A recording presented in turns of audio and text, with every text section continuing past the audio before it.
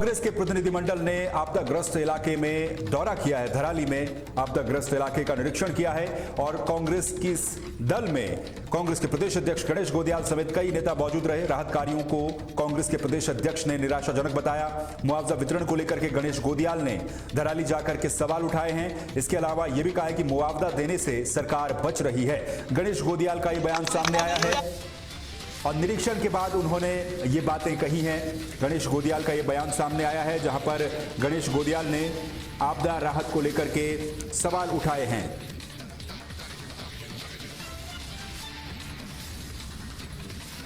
तो गणेश गोदियाल जो कि धराली पहुंचे और धराली में आपदाग्रस्त इलाके के दौरान उन्होंने निरीक्षण किया। निरीक्षण करने के बाद उन्होंने सरकार के ऊपर कई तरह के सवाल उठाए हैं। गणेश गोदियाल ने कहा है कि आपदा प्रभावित इलाके में जो सरकार ने काम किए हैं वो नाकाफी हैं। इसके अलावा गणेश गोदियाल ने यह भी कहा है कि आपदा राहत कार्यों को लेकर के सरकार ने जो काम वहां पर होने चाहिए थे वो काम पूरे नहीं कर पाए और मुआवजा वितरण को लेकर के गणेश गोदियाल ने सवाल उठाए हैं।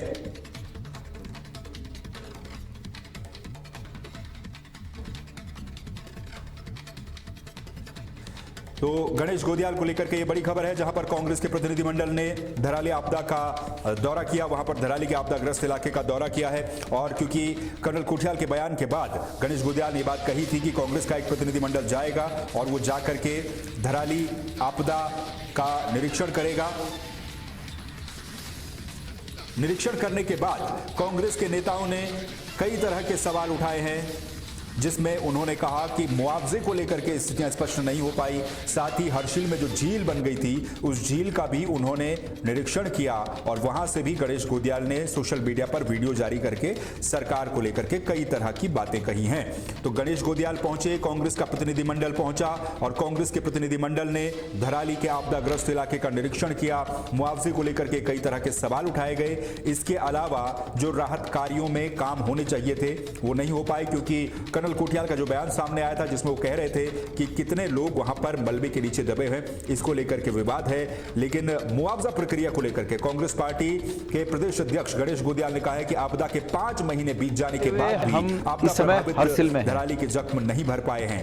वहीं अब सरकार क्योंकि कर्नल अजय कोठियाल का बयान जब सामने आया तो सरकार भी इसमें असहज सी नजर आई थी, लेकिन उसके बाद उनका दूसरा बयान सामने आता है जिसमें वो कहते हैं कि कांग्रेस इस पर राजनीति कर रही है। लेकिन बहरहाल फिलहाल तस्वीरें भी हैं जहां पर गणेश गोदियाल और करण महारा समेत कांग्रेस के तमाम नेता धराली पहुंचे थे। आपदाग्रस्त इलाके का उन्होंने दौरा किया और आपदाग्रस्त इलाके का दौरा करने के बाद उन्होंने सरकार की नीतियों पर कई तरह के सवाल उठाए हैं।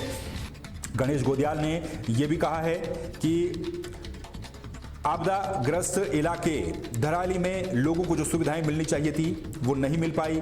उन्होंने ये भी कहा कि कोठियाल के बयान के बाद सरकार अब अपना बचाव कर रही है। विपक्ष पर राजनीति का आरोप कर्नल कोठियाल ने लगाया था, लेकिन गणेश गोदियाल ने यह भी कहा है कि जो धराली के आपदा प्रभावित लोग थे उनके जख्मों को सरकार भर नहीं पाई है।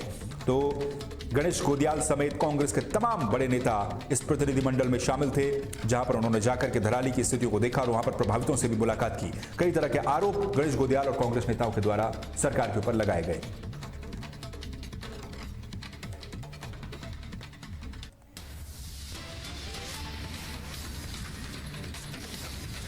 उत्तराखंड के चंपावत से एक बड़ी खबर सामने आ रही है जहां पर बारात से लौट रहा एक वाहन गहरी खाई में जा गिरा। इस हादसे में 5 लोगों की मौत और 5 लोगों के घायल होने की खबर फिलहाल सामने आ रही है। चंपावत से बड़ी खबर आपको बता रहे हैं जहां पर बारात से लौट रहा वाहन खाई में गिरा है। इस हादसे में 5 लोगों की मौत की खबर सामने आ रही, 5 लोग घायल बताए जा रहे हैं। बेकाबू होकर के 200 मीटर गहरी खाई में यह वाहन गिरा है। पुलिस और SDRF ने रेस्क्यू अभियान वहां पर चलाया। घायलों को लोहाघाट उप जिला अस्पताल में भेजा गया। तस्वीरें भी आप देख सकते हैं किस तरह से यह हादसा हुआ है। देर रात को यह हादसा हुआ, जो जानकारियां फिलहाल सामने आ रही हैं और इस हादसे में 5 लोगों की मौत की खबर फिलहाल सामने आ रही है। ये 2:30 से 3 बजे मतलब रात के घाट ब्रिज के पास में गाड़ी गिरी है बता रहे हैं। ये हमारे पास मरीज़ पहुंचे हैं 5 टोटल, 5:30 से 6 के बीच में, जिसमें से 4 लोग एकदम स्टेबल हैं। एक की थोड़ी हालत गंभीर थी तो उसको आगे डिस्ट्रिक्ट हॉस्पिटल भेजा गया। जी अभी उपचार चल रहा है। अभी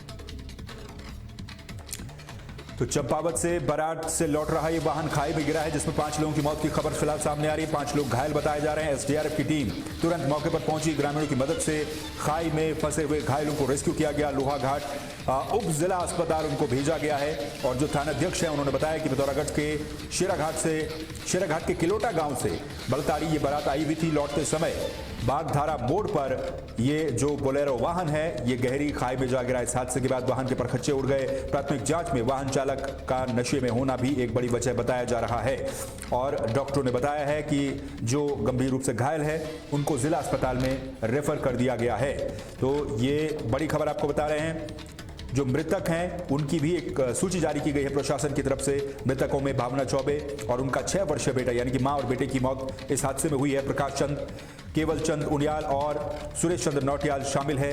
रेस्क्यू अभियान में स्थानीय लोगों ने भी जो पुलिस प्रशासन है, एसडीआरएफ की टीम है, उसकी मदद वहां पर की और उसके बाद घायलों को अस्पताल में भर्ती करवाया गया। तो ये बड़ी खबर चंपावत से, जहां पर बारात से लौट रहा एक वाहन गहरी खाई में जा गिरा। 200 मीटर गहरी खाई में जा गिरा। इस हादसे में 5 लोगों की मौत की खबर सामने आ रही है और 5 लोगों के घायल होने की खबर है, जिनको अस्पताल में इस समय भर्ती करवाया गया है।